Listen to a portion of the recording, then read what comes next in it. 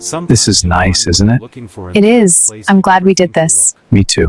With shaking hands, Mark Sullivan folded the weathered photograph of his late wife and tucked it into his wallet, something he hadn't done in the 5 years since her passing.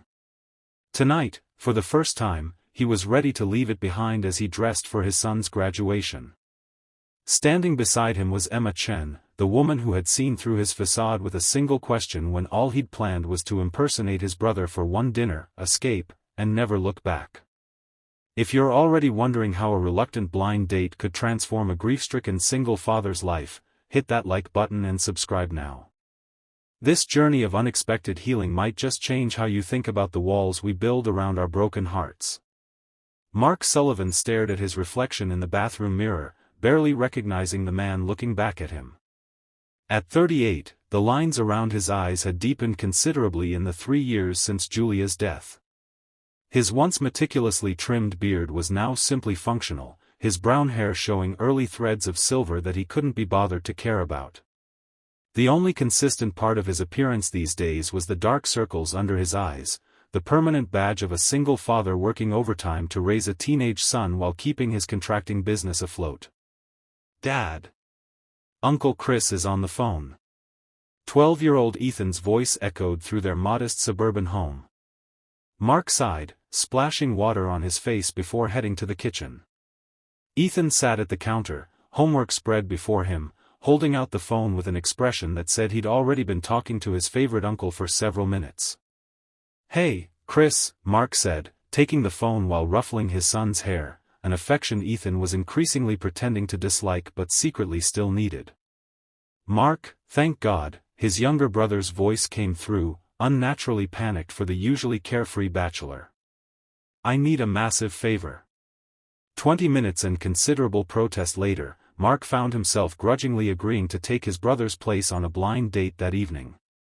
Chris had been called to an emergency client meeting in Boston, his fledgling architectural firm finally landing a major potential client that could make his career.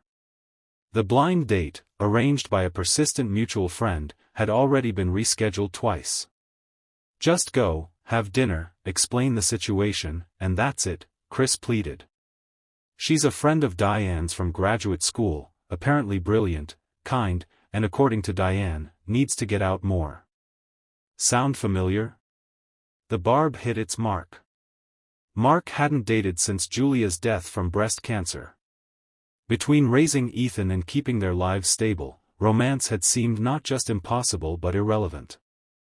"This is ridiculous," Mark protested. "We don't even look that much alike. We're both Sullivan men with dark hair and stubborn expressions. Just wear my blue blazer, the one you borrowed last Christmas, and she won't know the difference in the restaurant lighting. It's just dinner, Mark. 2 hours of your life to save me from Diane's eternal disappointment."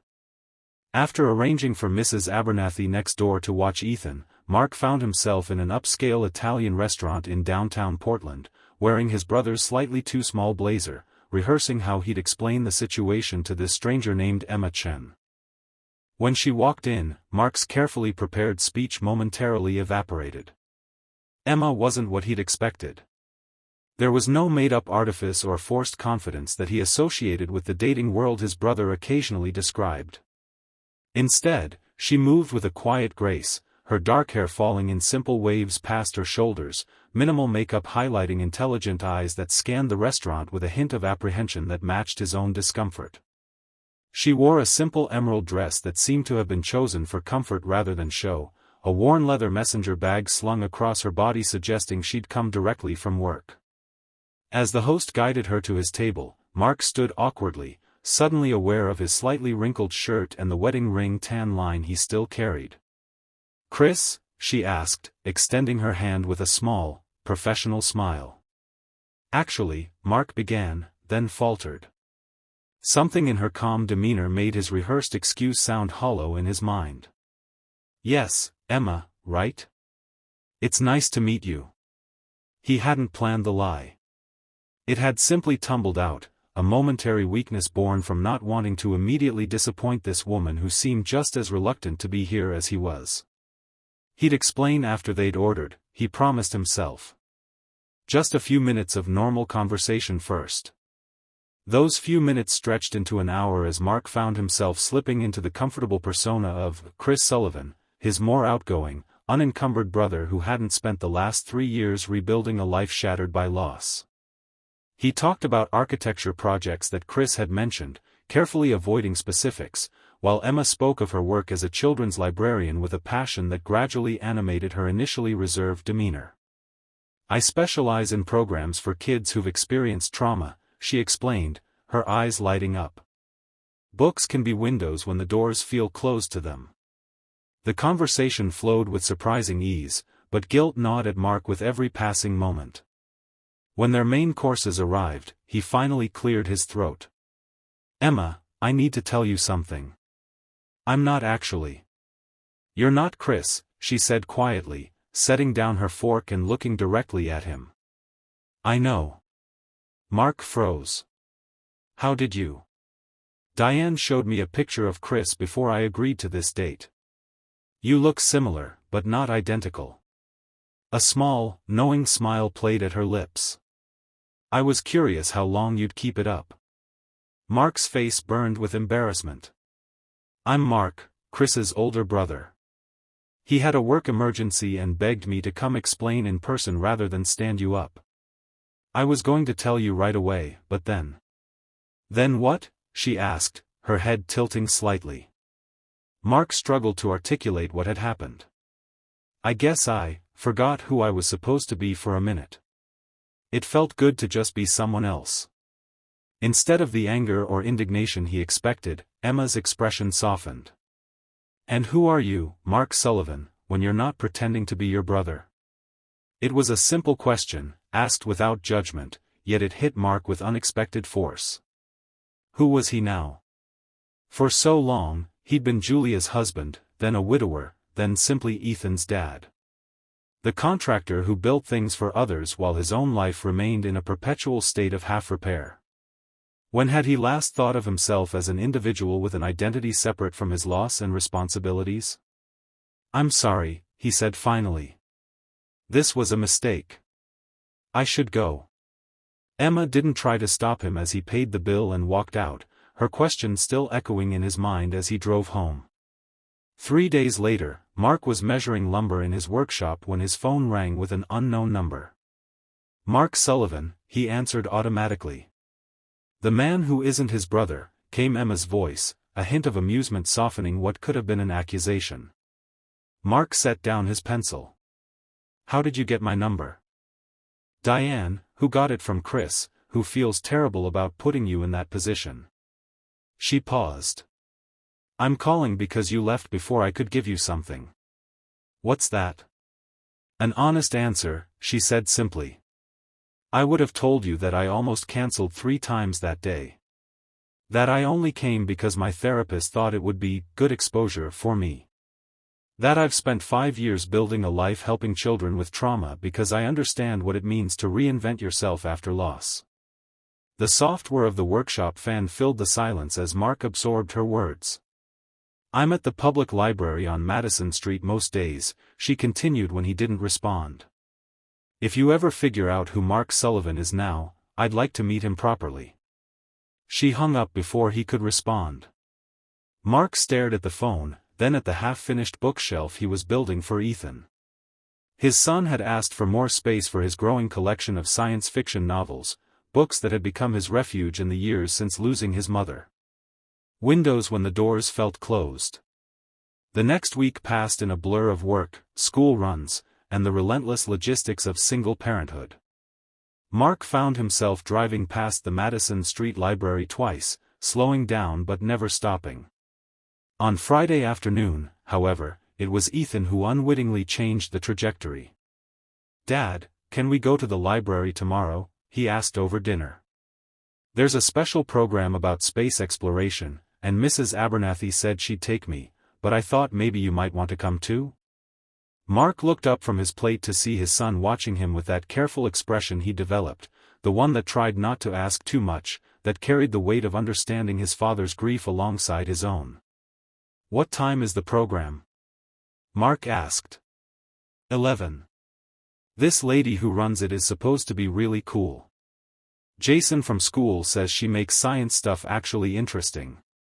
The next morning, Mark found himself sitting awkwardly in the back row of the library's community room, surrounded by parents and excited middle schoolers.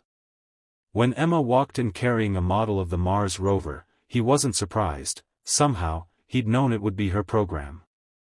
What did surprise him was watching his typically reserved son raise his hand to answer questions, volunteer to help with a demonstration, and laugh openly at Emma's science jokes. In the hour-long presentation, Mark saw a side of Ethan he hadn't glimpsed in years, an unguarded enthusiasm that had been muted by grief. When the program ended, Ethan turned to him with bright eyes. "Dad, can I ask Ms. Chen about the books she mentioned? The ones about the astronaut training program?" Mark nodded, watching as his son approached the front of the room where Emma was answering questions from a cluster of children. When she noticed Ethan, her smile widened, but when she looked past him and saw Mark, a flicker of surprise crossed her face before she composed herself and turned her attention back to the boy. 15 minutes later, as the room cleared out, Ethan returned with a list of book recommendations and a permission form.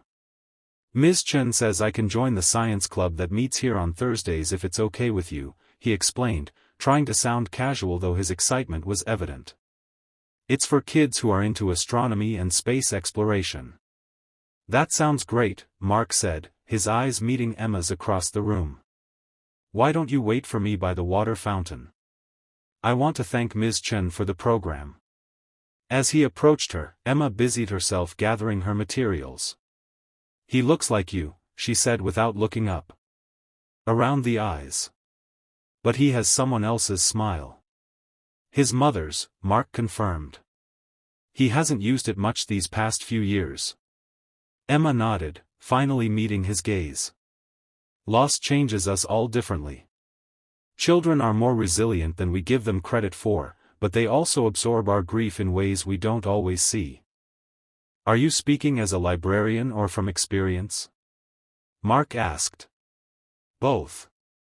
She shouldered her bag. "I lost my fiancé 6 years ago. Car accident.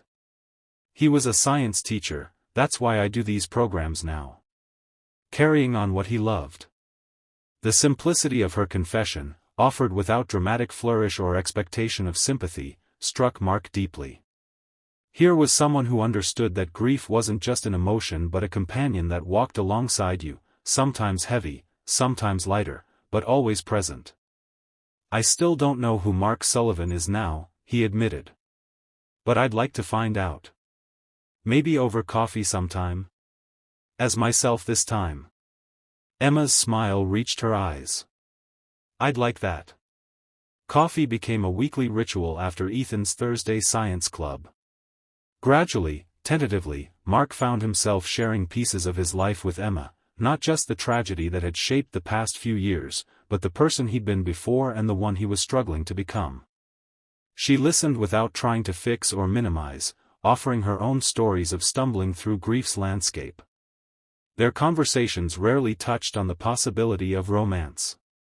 Instead, they built something that felt more fundamental, a friendship rooted in mutual understanding and genuine interest in each other's lives. Emma became a regular presence at their home, bringing books for Ethan and occasionally joining them for dinner. Mark found himself looking forward to her wry observations and the way she challenged him to think beyond the safe boundaries he'd established. It was 3 months after their unusual first meeting when Emma's original question resurfaced unexpectedly. They were walking through a farmer's market, Ethan having run ahead to examine a display of telescopes at a science booth. "You never actually answered my question," Emma said casually, examining a display of apples. "Which one? Who is Mark Sullivan when he's not pretending to be someone else?" Mark considered the question, watching his son animatedly discussing constellations with the vendor. "I'm still figuring that out. For a long time, I was just surviving. Being what Ethan needed. Doing the next necessary thing."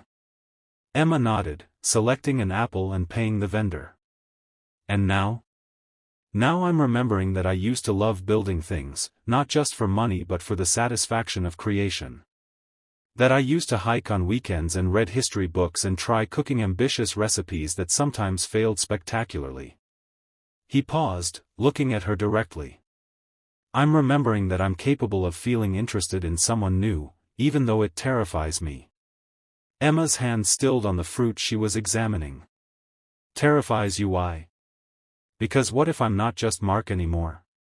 What if I'm becoming someone else entirely, someone who can move forward without feeling like he's betraying the past? She was quiet for a long moment, then handed him the apple she'd been holding. Maybe that's exactly who Mark Sullivan is supposed to be now. The months that followed brought gradual, significant changes. Mark took on more creative woodworking projects alongside his contracting work, building custom furniture that challenged his skills. Ethan thrived in the science club, forming new friendships and talking about astronomy scholarships even though college was years away. And Emma became a steadfast presence in their lives, her relationship with Mark evolving with careful, deliberate steps forward. Their first kiss came not in a moment of passionate impulse but during a quiet evening assembling bookshelves for the library's children's section, a donation Mark had offered after hearing about budget cuts. It was gentle and brief, followed by shared laughter at their nervous hesitation. We're really bad at this, Emma observed, still holding the screwdriver she'd been using. Terrible, Mark agreed with a smile that felt surprisingly natural. Want to keep practicing until we get better? The real test came 6 months into their relationship, when Mark faced the anniversary of Julia's death. In previous years, he and Ethan had spent the day in solemn remembrance, visiting her grave and retreating from the world. This year, he felt torn between honoring that tradition and acknowledging how their lives had changed. It was Ethan who suggested including Emma in their remembrance. Mom would like her, he said simply as they prepared breakfast that morning. She'd want us to be happy, right? When they arrived at the cemetery, Emma hung back, giving them space. But after placing flowers at the grave, Mark turned and held out his hand to her. Julia, he said quietly, his voice steady despite the tears in his eyes, this is Emma. She's been helping us remember how to live. That evening, as they sat on the porch swing watching the sunset, Ethan having gone inside to call his grandmother, Emma asked the question that had been unspoken between them. Do you think there's room in your heart for a new chapter without closing the one that came before? Mark took her hand, understanding the deeper question beneath her words. I used to think grief was like a finite space, that loving someone new would somehow diminish what I felt for Julia. But I'm learning it doesn't work that way. The heart expands. A year and a half after the blind date where Mark had pretended to be his brother, he stood in his bedroom adjusting his tie, preparing for Ethan's middle school graduation. On his dresser sat 2 photographs, one of Julia holding newborn Ethan, and a newer one of Emma, Mark, and Ethan laughing at the Science Museum. Not separate lives, but connected chapters of the same story. Emma appeared in the doorway, already dressed in a simple blue dress. Your brother's here, she said with a smile. He's telling Ethan embarrassing stories about you as a teenager. Of course he is, Mark groaned, though without real annoyance. Chris had become Emma's biggest champion, taking credit for their relationship despite the unorthodox beginning. Before they left the bedroom, Emma straightened his tie and looked up at him with a serious expression. Who is Mark Sullivan today? She asked, repeating the question that had changed everything. He smiled, kissing her forehead. He's a father, a craftsman, a man who survived loss and found himself capable of love again. And, he added, pulling a small velvet box from his pocket, he's hoping to become a husband again, if you're interested in that position.